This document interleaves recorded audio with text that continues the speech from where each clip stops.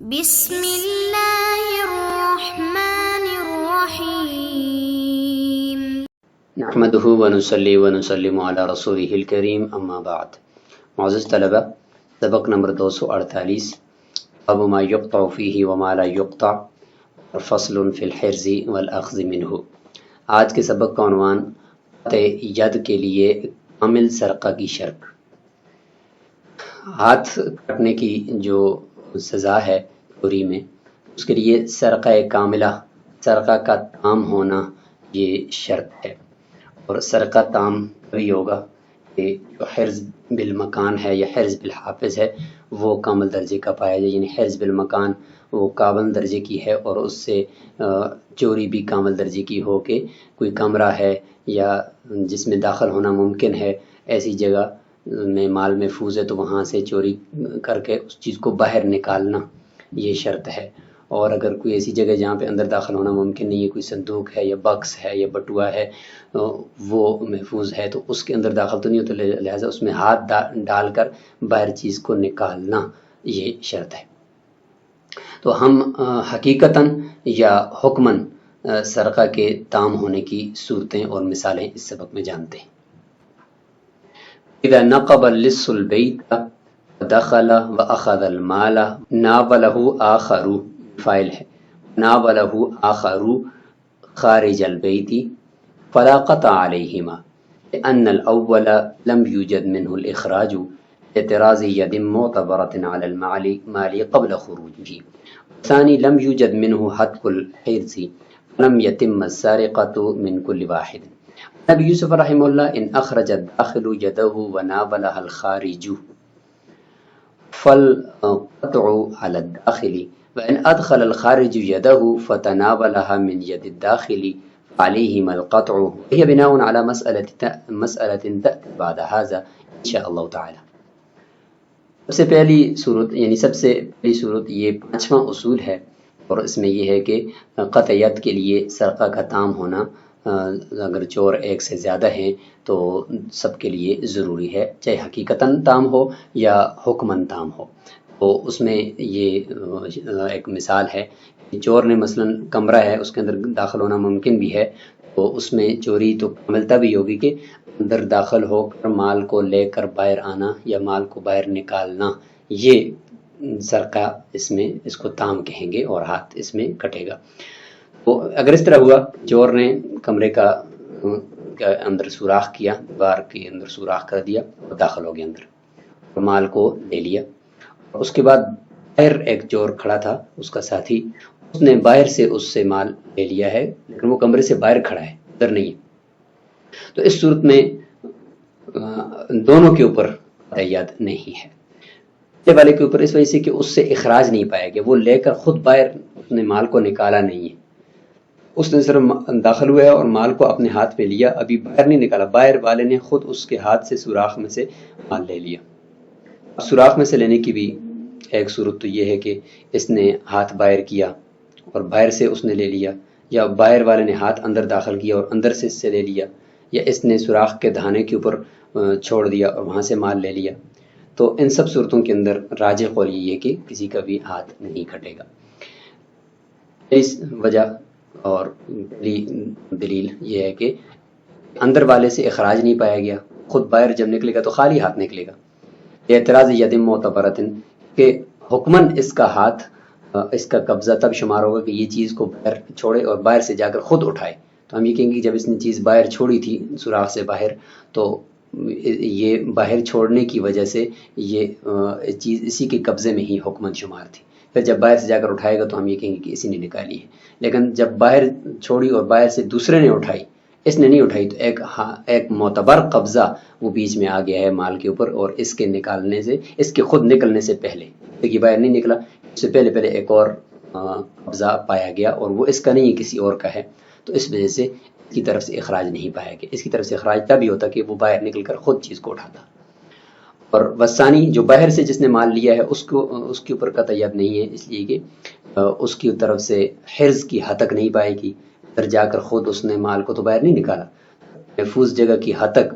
اور اس کی تذلیل یہ اس کی طرف سے نہیں پائے گی.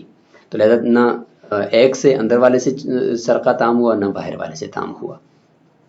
تو اس وجہ سے ہاتھ نہیں کٹے گا۔ لیکن اس کا یہ مطلب نہیں ہے کہ ہاتھ نہیں کٹے گا تو ان کو یہ چوری معاف ہوگی، نہیں، ان کو سزا دی جائے گی، بقیہ سب کچھ ہوگا، ان کو قید کیا جائے گا، یا چوری کی وجہ سے جو بھی تعزیر حاکم مناسب سمجھے تو ان کو دی جائے گی۔ لیکن حد سرقہ کے لیے کچھ شرائط ہوتی ہیں، وہ شرائط یہاں پہ نہیں پائی جا رہی۔ امام ابو یوسف رحمہ اللہ کی ایک روایت ہے اس حوالے سے کہ اگر اندر والے نے اپنے ہاتھ کو باہر نکالا اور باہر سے دوسرے نے، خارج نے اس کو لیا ہے، تو فرماتے ہیں کہ اس صورت کے اندر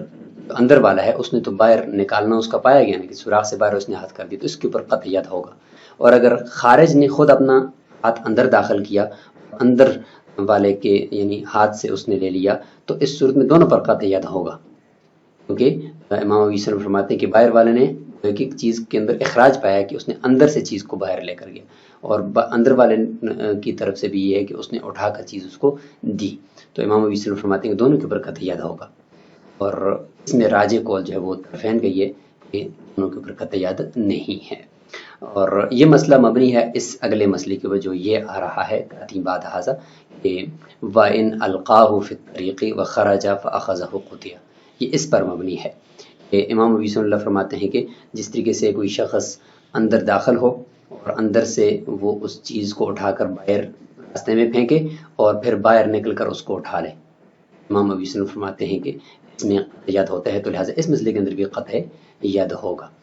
تو لہٰذا اس مسئلے کے اندر کہ جب باہر سے والے نے اندر ہاتھ داخل کیا یا اندر والے نے باہر چیز کو بھیجا اور باہر سے اس نے لے لیا، تو اس میں اندر والے کا ہاتھ کٹے گا اور یہ والی صورت میں دونوں کا ہاتھ کٹے گا۔ امام ظفر رحمہ اللہ اس میں اختلاف فرماتے ہیں اس دوسرے مسئلے کے اندر کہ اس نے راستے میں باہر کی چیز کو پھینکا اور پھر باہر سے جا کر اس نے لیا، ہاتھ نہیں کٹنا چاہیے اس کا۔ دلیل دیتے ہیں کہ لأن الإلقاء غیر موجب للقطع ما لو خرج ولم يأخذ كذا الأخذ من السکہ ما لو أخذه غیره۔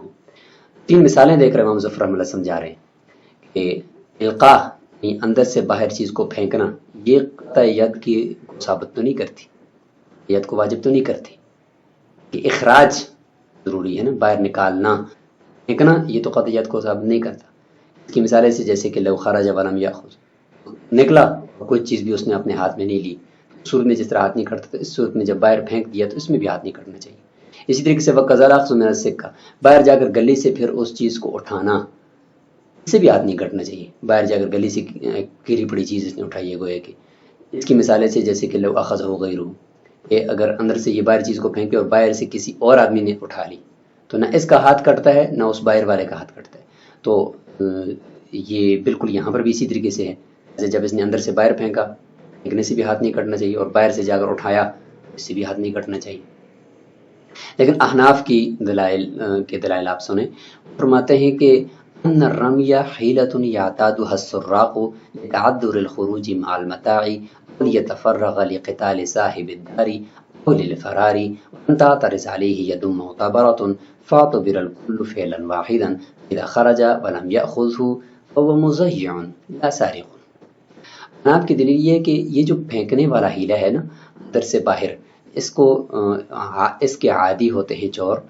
یہ ایک ہیلا کرتے ہیں تاکہ ہمارا ہاتھ بھی نہ کٹے اور ساتھ چوری بھی ہو جائے، وہ اندر سے باہر پھینکتے ہیں اور باہر سے پھر جا کر چیز کو اٹھا لیتے ہیں، تو یہ ایک ہیلا ہے جو قابل قبول نہیں ہے۔ تعذر الخروج مع المتاع، کیونکہ کبھی کبھار ان کے لیے سامان لے کر باہر نکلنا تعذر ہوتا ہے،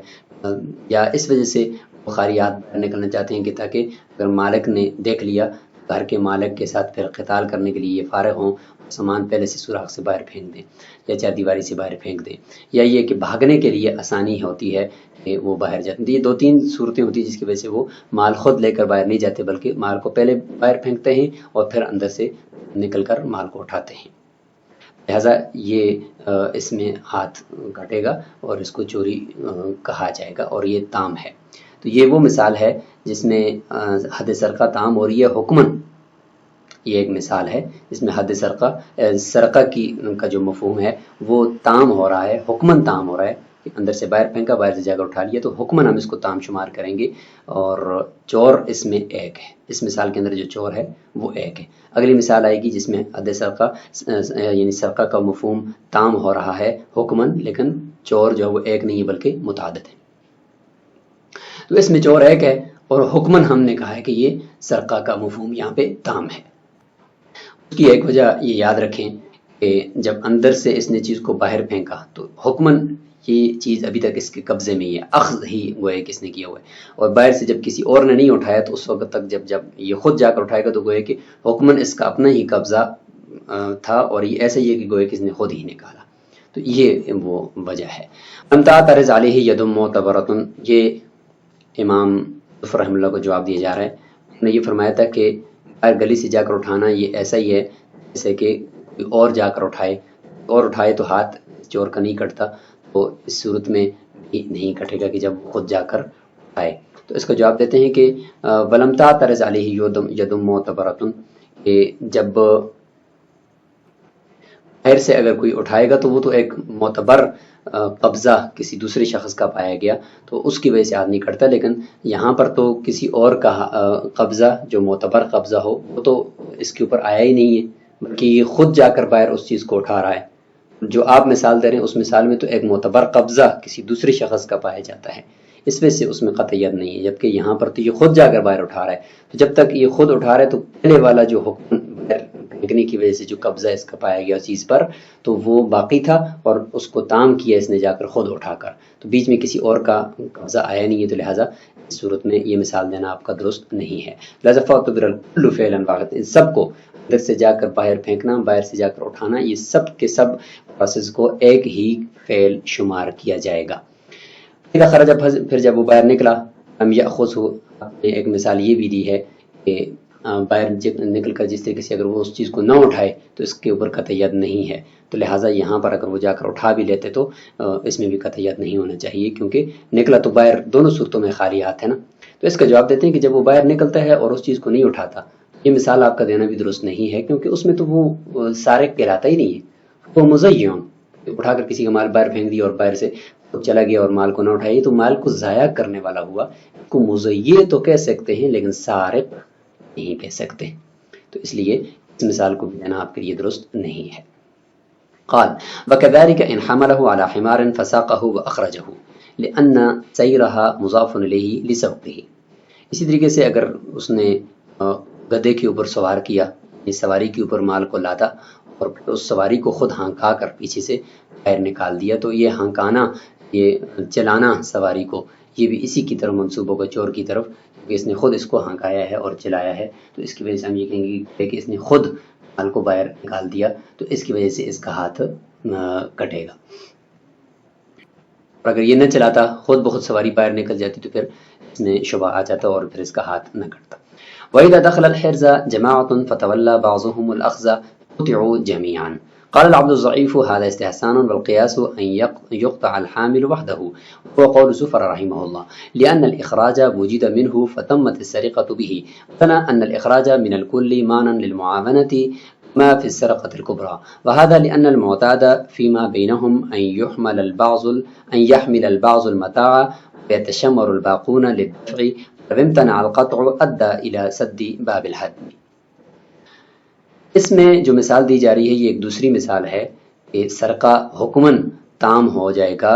لیکن اس میں جو سارقین ہیں وہ متعدد ہیں، ایک نہیں ہے، یہ وہ مثال ہے۔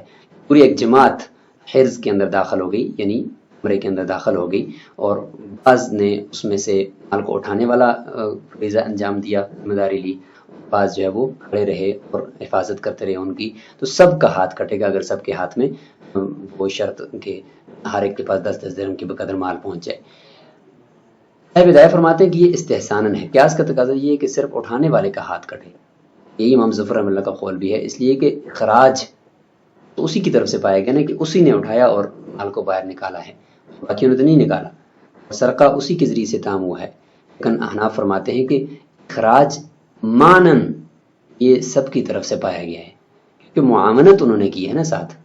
انہیں حفاظت کی ہے، اکیلا شخص چوری نہ کر سکتا، جیسے کہ سرقہ کبریٰ یعنی ڈاکہ وغیرہ کے اندر جس طرح ہوتا ہے، اس میں بھی یہی ہوتا ہے کہ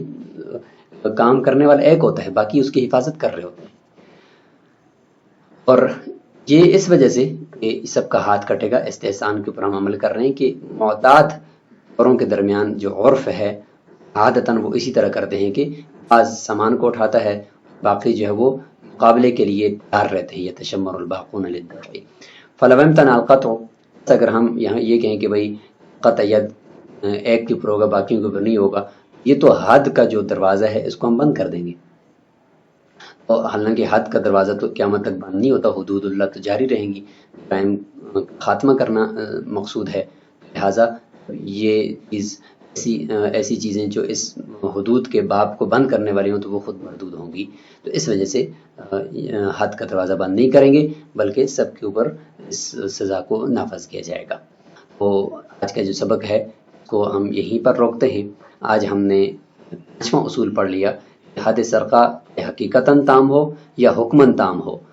لیکن اس کا تام ہونا اور اس کا کامل ہونا حد سرقہ کے نافذ ہونے کے لیے ضروری ہے. السلام علیکم ورحمۃ اللہ.